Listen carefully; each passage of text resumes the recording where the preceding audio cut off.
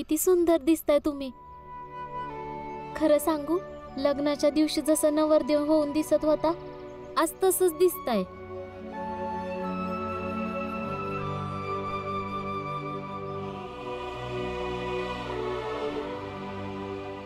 आता जाऊ, नाहीतर उशीर होईल. हा.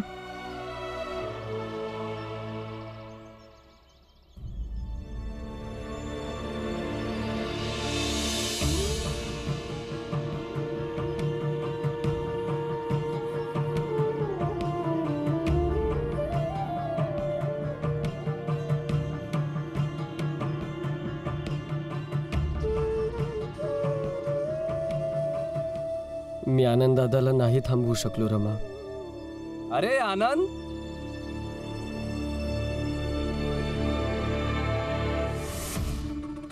अभिनंदन. तोंड गोड केलं की नाही? काही हरकत नाही, मी आहे ना तुझा शुभचिंतक. बघ, मी मिठाई घेऊन आलोय. काय आहे की जातीत नाही पण सरकारच्या नजरेत तर तू माझ्या आसपास आलाच आहेस. मिठाई वाट. द्या द्या, मिठाई द्या. नको नको, धन्यवाद जोशीजी, खूप खूप धन्यवाद तुमचे. मला खूप आनंद झाला की तुम्ही स्वतः इथं मला शुभेच्छा द्यायला आला. पण ही जी मिठाई आहे तुमची ती मी नाही खाऊ शकत. ती पण खूप कडू लागेल तुमच्या स्वभावाप्रमाणे. आणि आम्हाला माहिती आहे की तुमच्या मनात फक्त हीन भावना, द्वेष आणि तिरस्कार भरलेला आहे आमच्याबद्दल. आणि तुम्हाला काय वाटतं, मला कळत नाही येते ही मिठाई तुम्ही फक्त यासाठी खाऊ घालतात मला की माझ्या भावाला चिडवू शकाल. अरे बघा, जर एक चांगला माणूस कोणाच्या आनंदात खुश होत असेल तर हे पण चांगलं वाटत नाही या लोकांना. काही हरकत नाही. मी मिठाई वाटतो तुझ्या सैन्यात भरती झाल्याबद्दल, कारण की मी खुश आहे. वाटा हितेश. भीमराव, भीमराव, भीमराव, भीमराव, तू माझ्या बरोबर चल. कुठे? काल तुझ्या क्रांतिकार्याला वचन दिलं होतंस की तू देशाची सेवा करशील. त्याला काल रात्री इंग्रजांच्या फौजेने घेरून मारून टाकलं.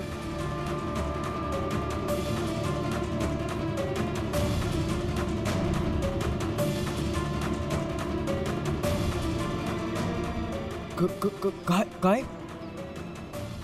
चला चला.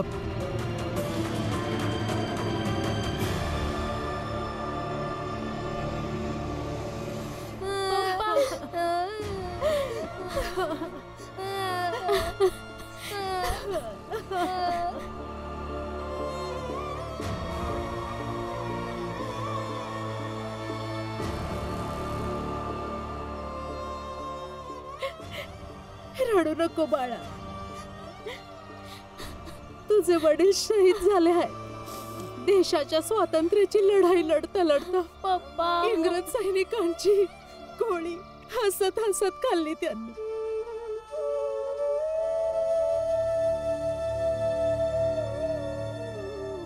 इथे का आलायस तू? माझ्या पतीला मारून चैन नाही पडला इंग्रज सैन्याला.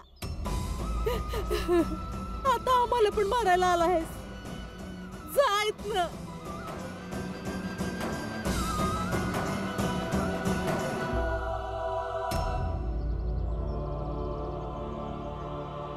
तुम्ही गोळी मारली होती ना माझ्या बाबांना? हा बोला, तुम्ही गोळी मारली होती ना माझ्या बाबांना? तुम्ही गोळी मारली होती ना? हा सांगा, सांगा ना. सांगा सांगा ना. सोड बाळा, सोडून दे त्यांना. जा इथून आणि आमच्या लोकांना मारा. इथे कशाला आला आहेस दुःख करायला? जा इथून. त्याचा मृत्यू देखील त्याच्या जीवना इतका महत्वाचा आहे. मृत्यूनंतरही जर त्याच्या विचाराने समाज आणि मानवतेचा निर्माण होत राहील तर त्याचे जीवन सफल होईल. मनुष्य मरू शकतो पण त्याचे विचार नाही. आणि हा अशाच सगळ्या लोकांमधला होता. भीती, हिंसेने आपणा सदैव विजेते नाही होता येत. जर इंग्रजांना वाटतं या पद्धतीने घाबरवून या देशावर नेहमी कब्जा करू शकतील तर ते चुकीचा विचार करतात. शाश्वत तर अहिंसा आहे, प्रेम आहे. आणि ज्याच्या हृदयात प्रेम आहे तोच अमर आहे, तोच विजयी आहे, तोच बलवान आहे. आणि शेवटी त्याचाच विजय होईल.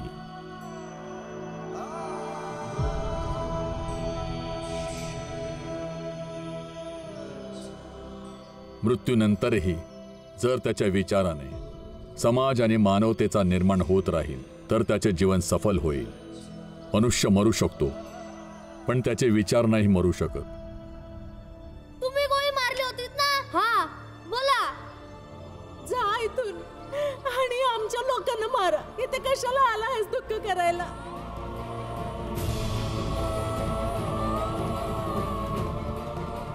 त्याचा मृत्यू देखील त्याच्या जीवना इतका महत्वाचा आहे. जीवना इतकाच मृत्यूही कसा काय महत्वाचा असू शकतो?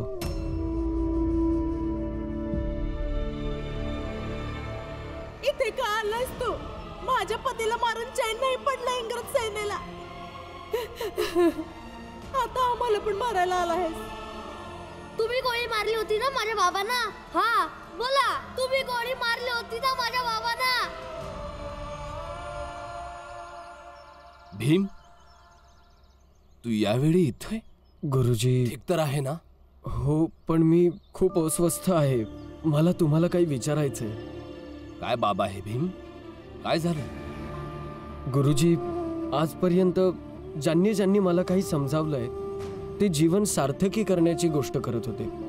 परंतु आज पहिल्यांदा कुणाला हे बोलताना ऐकलं की जीवनासोबत मृत्यूही सार्थक होऊ शकतो. कसा? बस बस भीम. भीम, हे तर आवश्यक नाहीये ना की प्रत्येक प्रश्नाचे उत्तर फक्त काही ओळीतच दिलं जाईल. पण गुरुजी, माझ्या या प्रश्नाचं उत्तर मिळणार तरी कसं? भीम, जीवनाच्या बारकाईला समजून मिळेल. भटकून प्राप्त झालेल्या अनुभवांना एकत्र केल्यावर मिळेल. भीम, तुझ्या मनात येणाऱ्या कठीण प्रश्नांच्या उत्तरासाठी तुला भटकावं लागेल, आत्मचिंतन करावं लागेल. उत्तर आपोआप मिळतील. गुरुजी, लहानपणी आंबेडकर गुरुजींनी पण असंच सांगितलं होतं. परंतु ह्या भटकण्याचा रस्ता मिळणार तरी कुठे?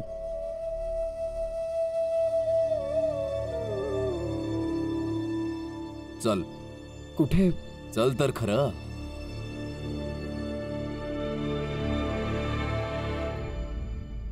माफ करा सरकार, माफ करा.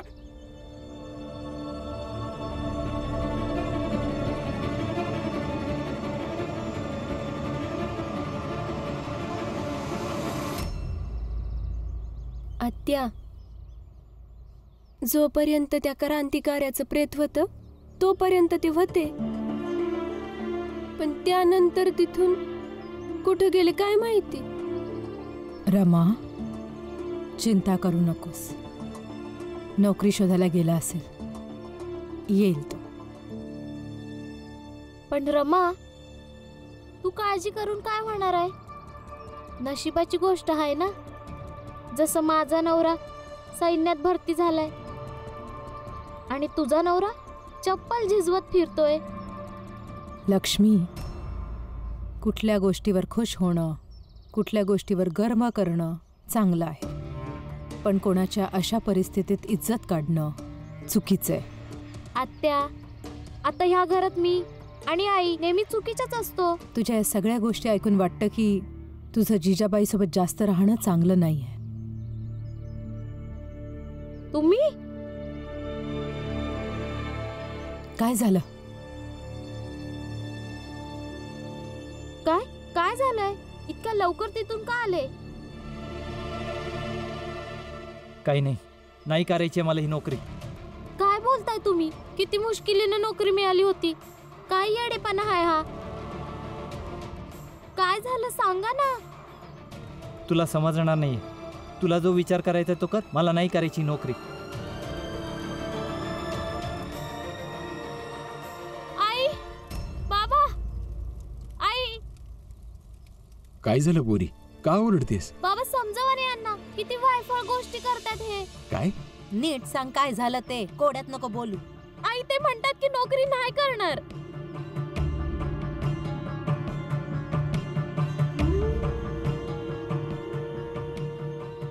बाबा, तुम्ही मला कालच सांगितलं होतं या गणवेशावर कधी डाग नको लावूस. पण या नोकरीने माझी निष्ठा कमकुवत झाली आणि जर आता नोकरी केली तर डाग लागेल बाबा.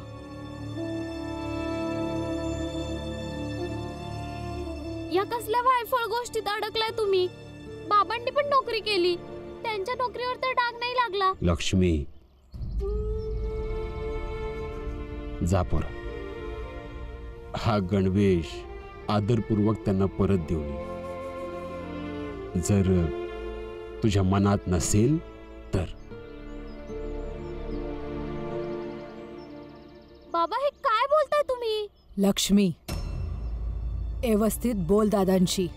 आणि लक्ष्मी, इतर काही काम करेन मी.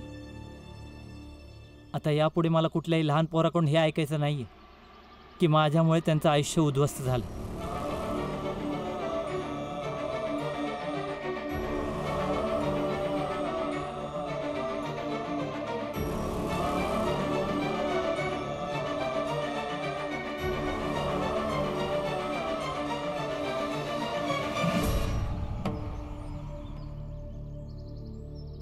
माहित नाही काय जादू केले भीमभाऊनी. त्यांना जे पाहिजे असतं तेच होतं. ताई, मला बी असंच वाटत होतं की त्यांच्यात जादूसारखं काही आहे. मी लय शोधायचा प्रयत्न केला. त्यांना विचारलं बी की असं काय आहे की शेवटी कोणता बी माणूस तुमचं म्हणणं ऐकतो. त्यांनी मला सांगितलं की ते नेहमी सत्याच्या बाजूने उभे राहतात आणि सत्य नेहमीच जिंकतं.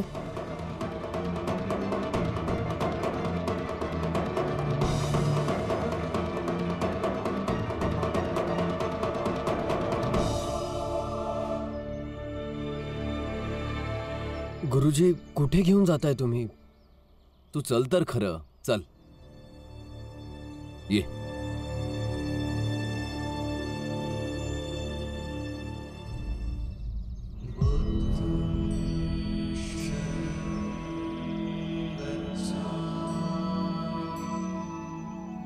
ये.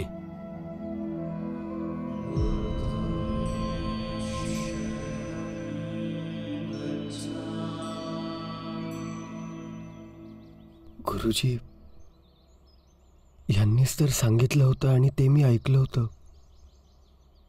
भीम, तुझ्या प्रश्नाचं उचित उत्तर यांच्याकडूनच मिळेल तुला. जेव्हा हे डोळे उघडतील तेव्हा तू जाऊन त्यांना प्रश्न विचार.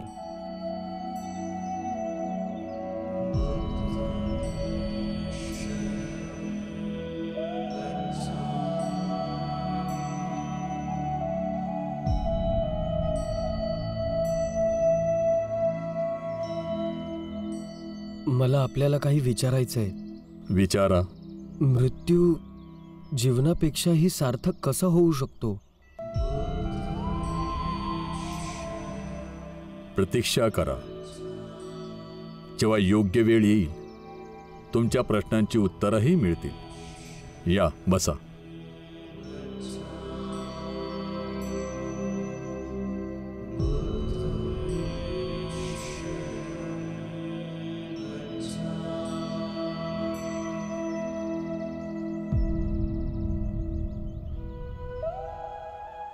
जीवन एक चक्र आहे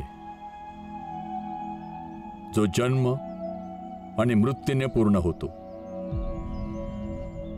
एक त्याला प्रारंभ करतो तर दुसरा त्याला पूर्ण.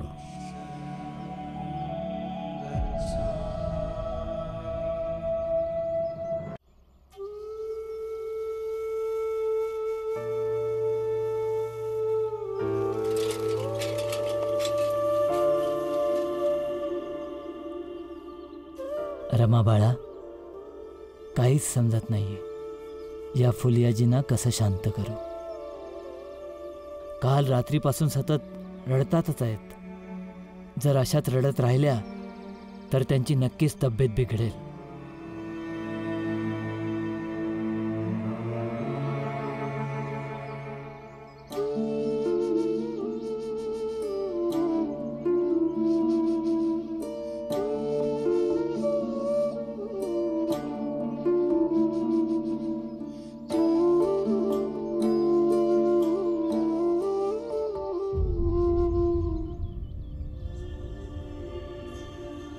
फुलिया काकी,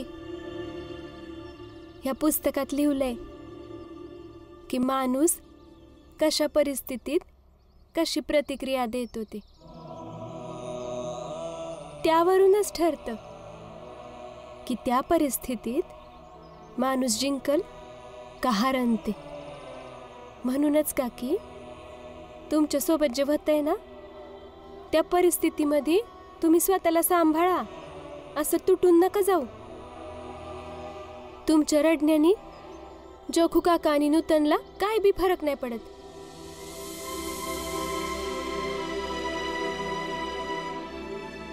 पण लई लोकांना वाईट वाटतं, त्रास होतोय.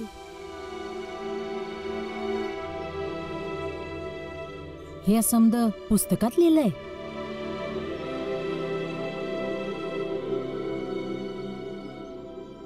हे गणिताचं पुस्तक आहे ताई. दे ना, मला वाचायचंय.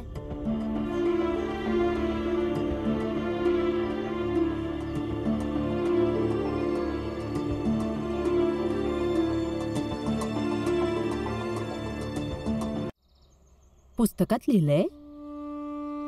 ते पुस्तकात तर नव्हतं लिहिलं, पण मनात लिहिलंय असा विचार करून तुम्हाला सांगितलं. आणि हा विचार करून सांगितलं की मी पुस्तकाचं नाव सांगितलं तर तुम्ही गंभीरपणे ऐकाल म्हणून. आणि माझा नवरा मला समजावतो की ते नेहमी पुस्तकांचाच आधार घेतात, बस म्हणून. त्यामुळे ना, हा, पुस्तकात लिहिलंय ना, पुस्तकात लिहिलंय ना, पुस्तकात लिहिलंय ना, हा, पुस्तकात. फुलिया येडी बिडी झाली का काय?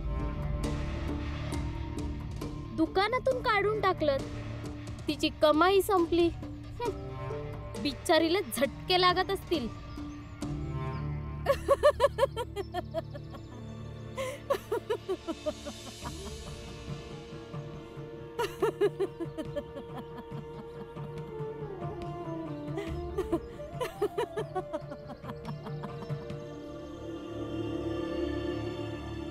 तुम्हाला मी साथ देतो.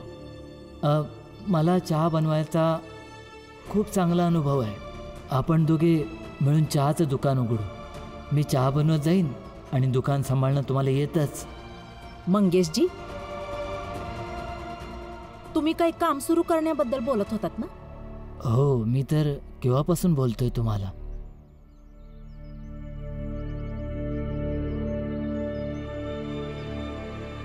सुरू करूया आपलं काम.